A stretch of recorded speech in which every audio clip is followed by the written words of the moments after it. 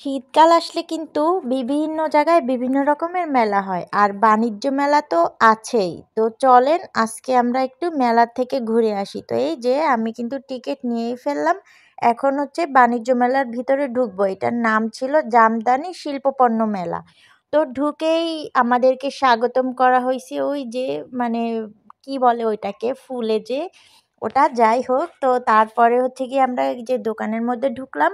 ঢুকে কিছু crockeries item দেখলাম। এখানে মেলার ভিতরে কিন্তু সব কিছুই আছে। তো শুরুতেই আর কি যেটা চোখে পড়ছে সেখান থেকেই ভিডিওটা স্টার্ট করলাম। আর এখানে ছিল স্বর্ণের চামচ। তারপরে এখানে ছিল হচ্ছে গিয়ে ৳১৫০ করে ব্যাগ। ব্যাগগুলো কিন্তু খুব সুন্দর লাগছিল। আর এই যে মেয়েদের সবথেকে ভালো লাগার যেই জিনিসগুলো চুড়ি, তারপর লিপস্টিক, আইলাইনার। তো এগুলা মোটামুটি সব মেয়েদেরই কিন্তু ভালো লাগে। তো তারপরে ছিল কানের দুল। এখানে কিন্তু দাম করাই ছিল ৳১৫০ করে। আর এখানে ছিল ভাইরাল এখন যেই ট্রেন্ডিং ব্যাগগুলো সেগুলো। এই ব্যাগগুলো কিন্তু দেখতে খুব সুন্দর ছিল। ২ টা কালার ছিল। আর এই যে এখানে ছিল বেবিদের কিউট, কিউট কিছু ক্লিপস। তারপরে এখানে ছিল চুড়ি, তারপরে ছিল ওয়ান পিস। এই ওয়ান পিসগুলো কিন্তু ২ টা নিলে ৳৫০০ আর একটা নিলে ৳৩০০ এরকম আরকি ছিল। তারপর ছিল নামাজের হিজাব, প্লাজো, তারপর শীতের জ্যাকেট, সোয়েটার, তারপরে চাদর মানে মোটামুটি এভরিথিং যা, যা লাগে আরকি সব আছে। বাচ্চাদের খেলনা, খেলনার কথা আর কি বলব? যেখানে যাই সেখানেই বাচ্চাদের খেলনা। তারপরে ব্যাগ তো মানে সবকিছুই ছিল। বেশ ভালো লাগছে। আ তারপরে ছিল জুতা, তারপরে এই যে এখানে ছিল কিছু কাঠের জিনিসপত্র। তারপরে ছিল এখানে বাচ্চাদের কিছু কালেকশন মানে ৳৩০ করে বাচ্চাদের তারপর হচ্ছে বড়দের ছিল গেঞ্জি, টি-শার্ট। তো সবকিছুর দাম কিন্তু একবারে রিজনেবল ছিল।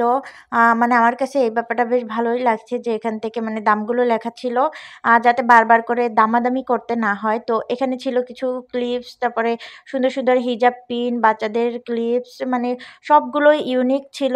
দেখতে খুব ভালো লাগছিল। আর এই যে এখানে ছিল পুতুল।